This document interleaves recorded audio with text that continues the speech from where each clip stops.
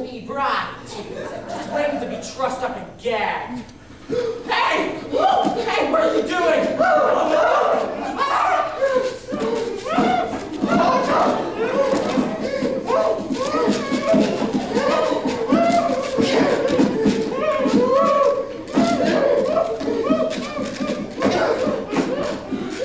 Oh, you were right about that fellow. He wasn't very bright. Now, if you'll allow us, Mortimer, we'll finish the story. I've been away a great many years, but never once, my dear brother, did I forget you. One night in Melbourne, I dreamed of you. And when I arrived in San Francisco, I felt a strange satisfaction. At last, I was in the same country as you again. Now, Doctor, we go to work. Oh, Johnny, for me, please, a quick way. No! This must be an artistic achievement. After all, we're performing for a very distinguished critic. Oh, all right. Let's get this over with.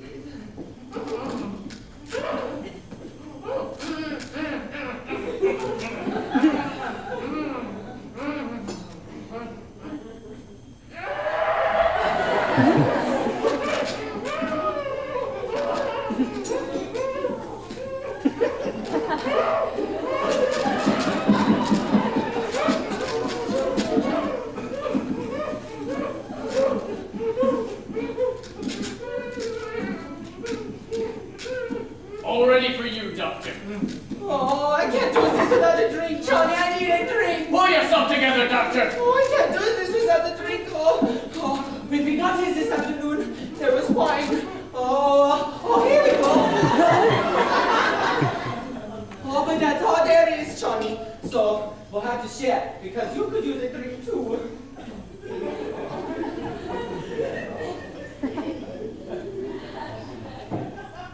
Wait, Doctor.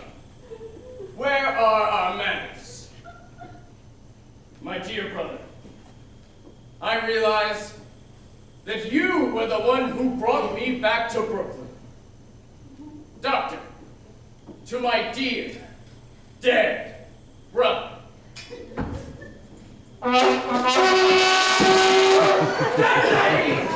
goes next! Oh, no, Johnny, we don't get to Teddy at all. That's fresh stuff. We get to Teddy next! No, Johnny, we don't get to Teddy at all. I won't do it. Now, we have to work fast.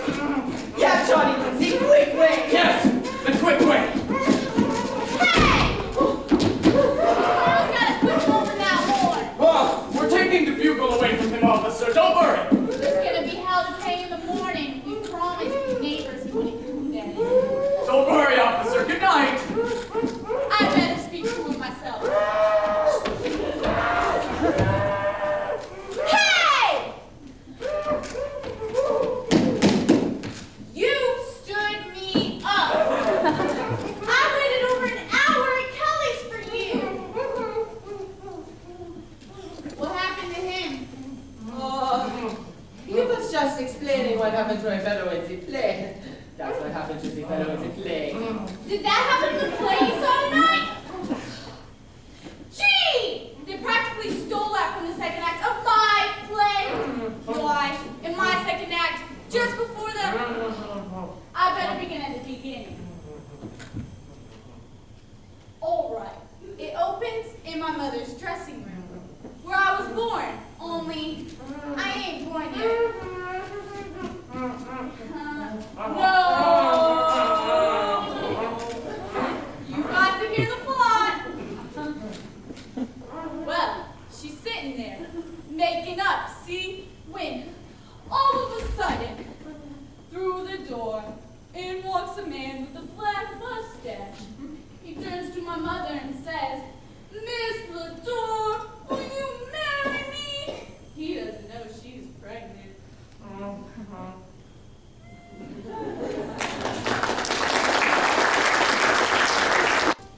There she is, lying unconscious in her lingerie. The Chinaman was standing over her with I'm tied up in a chair, just like you are. The place, it's an inferno of flames. It's on fire. When, all of a sudden, through the window, in comes Mayor LaGuardia. Hey, remember who paid for this. Go easy on it. Oh, well, I'm listening, aren't I? How do you like it so far? Well, it put Johnny to sleep. Let him alone. If he ain't got no more interest in that, he don't get a drink. All right, it's 3 days later. I've been transferred, and I'm under charges. That's because somebody stole my badge. All right, so I'm walking my beat along Staten Island, 46th precinct, when a guy I'm following, turns out, is actually following me. Don't let anybody in. So, I figure I'll act smarter. There's a vacant house on the corner, and I goes in. Ah, cops! Oh, stop, Johnny! I stand in the dark, and I see the door handle turn. So, I pulls my guns, braces myself against the wall, and says, "Come in!" Hello, girls! What the hell's going on here? Hey, Pam, what do you know? This here is Mortimer Brewster. He's helping me write my play. I was just telling him the plot. Did you have to tie him up to make him listen? Sarah, you better call into the office. The whole force is out looking for you.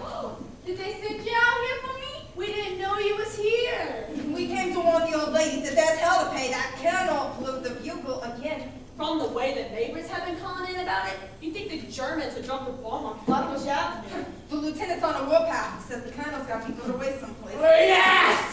Yes! Gee, Mr. Brewster, I gotta get away, so I'll just run through the third act real quick. Get away from me! Say, do you know what time it is? It's after 8 o'clock in the morning. It is! Gee, Mr. Brewster, the first 2 acts went a little long, but I don't see anything we can leave out. You can leave it all out! Who the hell's this guy? That's my brother. Oh, the one who ran away? So he came back. Yes, he came back. Mac, this is Brophy. Give me the lieutenant. I better let her know that I found you. Lieutenant, we found her right here in the Brewster home. You want me to bring in? All right, we'll keep her right here. The lieutenant's on his way over. So I've been turned in, eh? Well, I guess you and that stool-pigeon brother of mine will want to split the reward. Reward? I'll do some turning in myself. You think my aunts are sweet old ladies? Well, there are 13 bodies buried in the cellar. Teddy! Teddy! Teddy!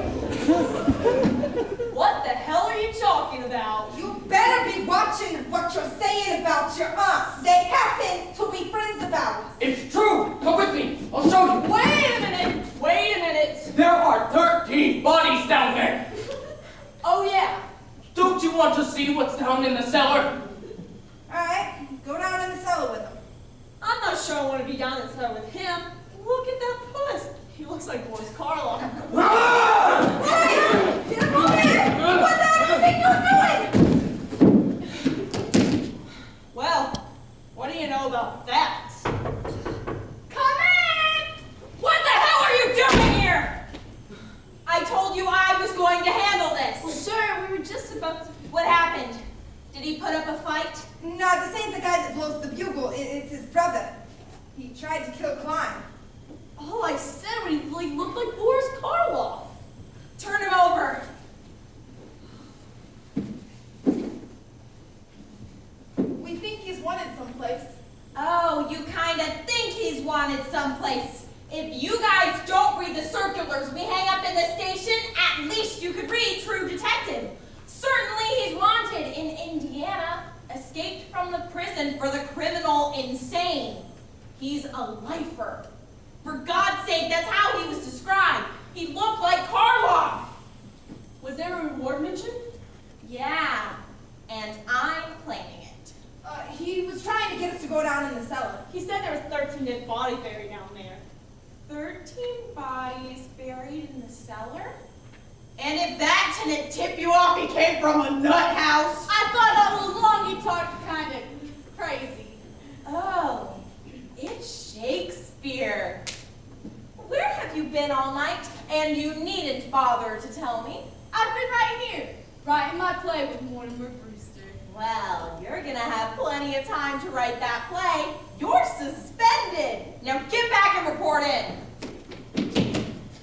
Can I come by sometime and use the station time? No, get out! Take that guy somewhere else and bring him too. See what you can find out about his accomplice. The guy who helped him escape, he's wanted too. No wonder Brooklyn's in the state it's in, with its police force full of flatheads like you. Falling for a story like that. 13 bodies in the cellar. But there are 13 bodies in the cellar. Who are you? I'm President Roosevelt. What the hell is this? That's the guy that blows the bugle. Morning, Colonel. Well, Colonel, you've blown your last bugle. Dear me, another yellow fever victim. What? No, Colonel, this is a spy we've caught in the White House. Will you get that guy out of here? If there's any questioning of spies, that's my department. You stay out of this. I think you're forgetting. As president, I'm also head of the Secret Service. Captain, I'm Mortimer Brewster. Are you sure? I'd like to talk to you about my brother, the one that blew the bugle. Mr. Brewster, we ain't gonna talk about that. He's got to be put away. Oh, I agree. In fact, it's all arranged for. Here, I have the commitment papers right here. They're signed by Dr. Gilchrist, our family physician, Teddy himself, and me as next of kin. Where's he going? Happydale. All right, I don't care where he goes, as long as he goes. Oh, he's going all right. Now, I want you to know, everything that's happened around here, Teddy's responsible for. Now, about those 13 bodies in the cellar. Yeah. 13 bodies buried in the cellar. It ain't enough that the neighbors are all afraid of him and is disturbing the peace with that bugle. But can you imagine what would happen if that cockeyed story about 13 bodies in the cellar got around? And now he's starting a yellow fever scare. Cute, ain't it? 13 bodies in the cellar. Who would believe a story like that? You never know. Some people are just dumb enough. You don't know what to believe sometimes. About a year ago, a crazy guy starts a murder rumor near Greenpoint. And I had to dig up a half-acre lot just to prove that! Will you excuse me?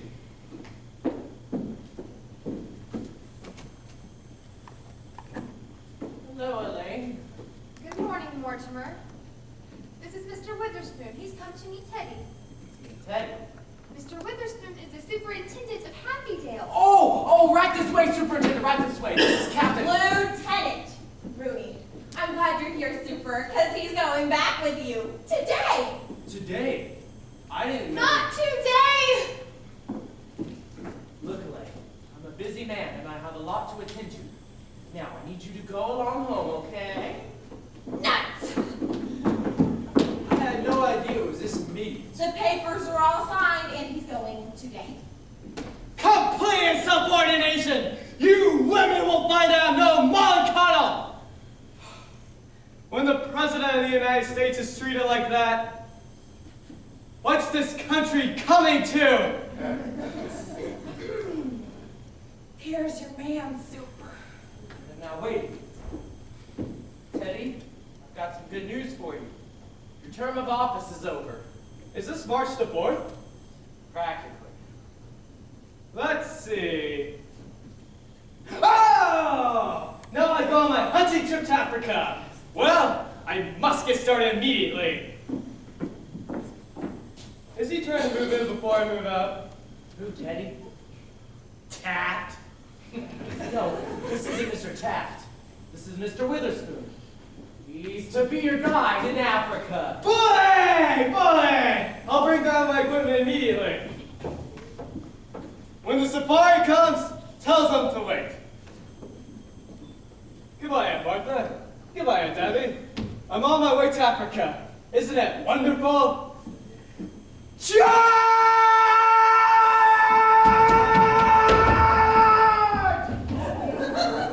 Good morning, darlings. Oh, we have visitors. Oh, yes. This is Lieutenant Rooney. Oh, how do you do, Lieutenant? Why, you don't look like the bus bucket the policemen say you are. Now, the lieutenant is here because...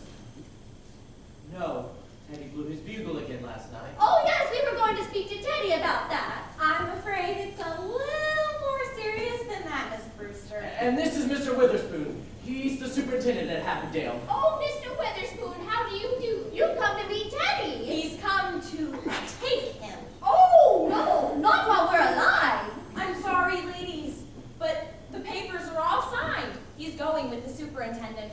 Oh, we won't permit it. We promised to take the bugle away from him. We will not be separated from Teddy. I'm sorry, ladies, but the law is the law. The papers are all signed and he's going. Oh, if he goes, we're going too. Yes, you'll have to take us with him. Well, why not? Well, that's sweet of them to think so, but it's impossible. You see, we can't take sane people at Happydale. Mr. Witherspoon, and if you let us go there with Teddy, we'll see that Happydale's in our will. And for a very generous amount. Well, the Lord knows that we could use the money, but I'm afraid. Now, ladies, let's be sensible about this. For instance, here I am, wasting my morning when I have serious work to do. You know, there are still murders to be solved in Brooklyn. Yes! Oh, there are? It ain't only that and all this bugle blowing and disturbing the peace.